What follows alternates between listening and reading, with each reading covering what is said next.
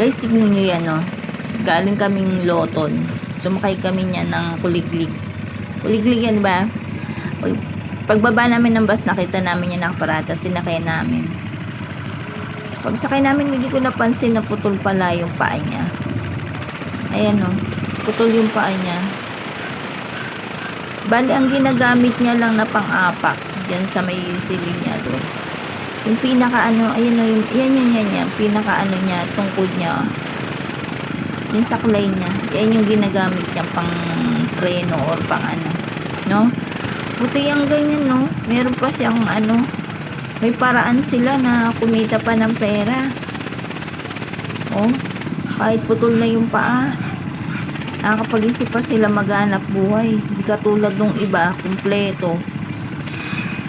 Pero walang ginagawang ano. Tsaka siya guys, hindi siya nananaga yung